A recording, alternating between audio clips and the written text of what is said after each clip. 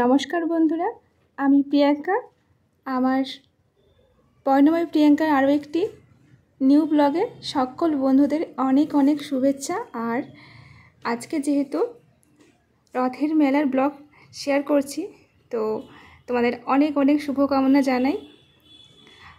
দিতে অনেকটাই তো দেরি হয়ে গেল, তো যাই হোক আজকের ব্লগটা আমি তোমাদের সঙ্গে শেয়ার করব।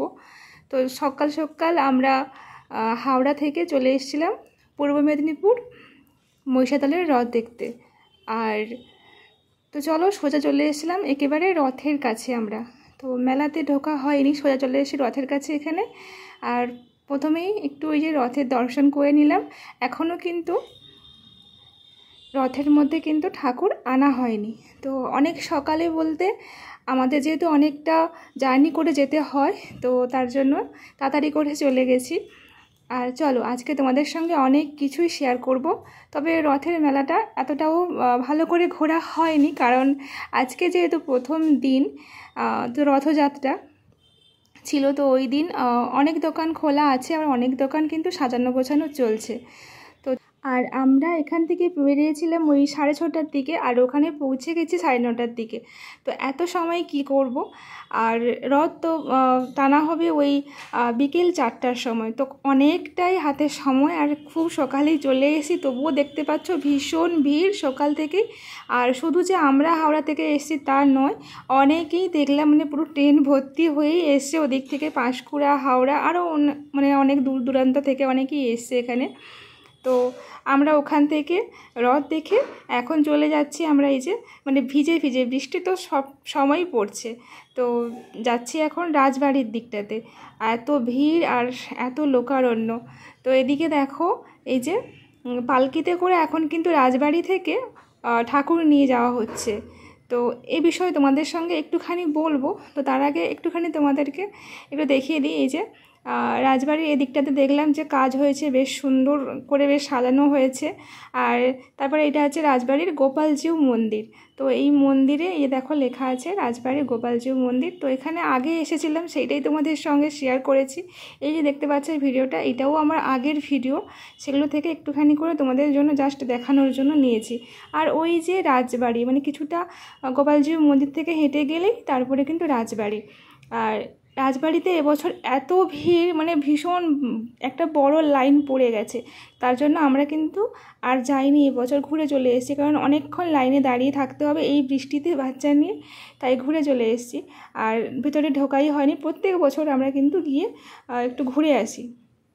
তো ওটা গত বছরের ভিডিও তোমাদের সঙ্গে একটুখানি জাস্ট আমি শেয়ার করলাম এটা।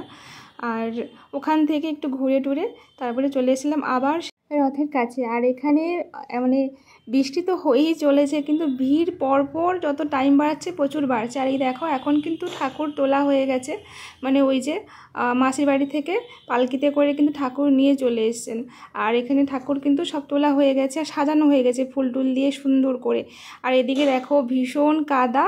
আর এই যে রথযাত্রার যে দড়িতে টানা হবে সেটাও একটু তোমাদের মানে দর্শন করালাম। আমি তো প্রায় সময় প্রত্যেক বছর আসার চেষ্টা করি, তো যাই হোক এই বছরও এসেছি। আর এই দেখো দুদিকে পুরো সেই পুলিশ মানে চারদিকে ঘিরে দেওয়া হয়েছে যাতে না বেশি প্রবলেম হয়, কারণ এত বহু লোক এখানে আসে। তো তোমরা আমার সঙ্গে থাকো, অবশ্যই পুরো মানে সব কিছু দেখতে পাবে। কারণ এই বছরটা আগে এসেছি শুধুমাত্র তোমাদের জন্য ভিডিও শেয়ার করার জন্য, আমারও দেখা হয়নি কখনো রথ টানা, তো পরেই আসি কারণ এত ভিড়ে কখনো আসা হয়নি।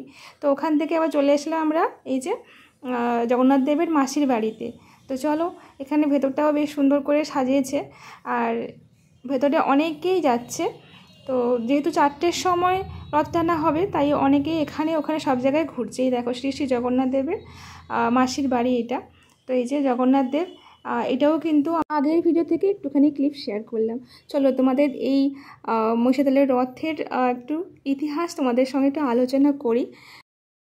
পুরী ও মহেশের পরেই মহিষাদলের রথ। মহিষাদলে 249 বছরের রথযাত্রা উৎসব পালিত হচ্ছে। ভারতে একমাত্র কাঠের রথ হলো মহিষাদলের প্রাচীন এই রথ। আজও রাজবাড়ির ঐতিহ্য মেনেই পালিত হয় রথযাত্রা উৎসব। শুধু ধর্মীয় নয়, সামাজিক মিলন মেলাও বটে। রাজপরিবারের সদস্য হরপ্রসাদ গর্গ আজও প্রথা মেনেই পালকিতে চড়ে রথের কাছে আসেন, আর রাজা প্রথম রশিতে হাত দেন। এরপরেই শুরু হয় রথ টানা। এই রথে আরও এক বৈশিষ্ট্য হলো কাদা খেলা, তো যেইটা তোমাদের এই যে একটু আগেই একটু শেয়ার করলাম। তো সব কিছু তোমাদের সঙ্গে একটু একটু করে জাস্ট আজকে শেয়ার করার চেষ্টা করলাম। কেমন লাগলো অবশ্যই জানিও। আর এখন এই যে রথ টানা হবে, তো ভিড় তো ভীষণ বাড়ছেই। আর তোমাদের আরও একটা জিনিস আজকে দেখাবো। ওই যে বললাম রাজা মানে পরিবারের যে সদস্য, তো উনিও আজকে আসবেন। তো আজকে তোমাদের সঙ্গেও শেয়ার করার চেষ্টা করব। তো দেখতে থাকো, অবশ্যই তোমরা সব কিছু দেখতে পাবে। আর এত ভিড় দেখতে পাচ্ছ, বিশাল ভিড়টা এখানেই থেমে নেই, আরও অনেকটা এগিয়ে গেছে। তো সবাই তো এখানে রথ টানার জন্য তৈরি। আর অনেকেই কিন্তু মানে ভিডিও করছে, ক্যামেরাও করছে। তো আমরা যেহেতু একটু পেছনের দিকটাতে ছিলাম, তো একটু তোমাদের হয়তো প্রবলেম হতে পারে, পুরোপুরি হয়তো ক্লিয়ার করে দেখাতে পারিনি, যতটা পেরেছি। যাই হোক, মানে আর কিছুক্ষণ পরেই রথ টানা শুরু হবে। তো তার পূর্ব মুহূর্তে সবাই কিন্তু এখানে রেডিও। যাই হোক, কিছুক্ষণ সবার মানে বক্তৃতা রাখলো, তারপরেই কিন্তু এই যে রথ টানা হবে। তো এত বিশাল মানে বড় একটা রথ, সত্যি আমাদের এদিকে কিন্তু এখানেই মানে মহিষাদলের রথটাই সব থেকে বিখ্যাত। আর তোমাদের বললাম 250 বছরের পুরনো এই রথযাত্রা।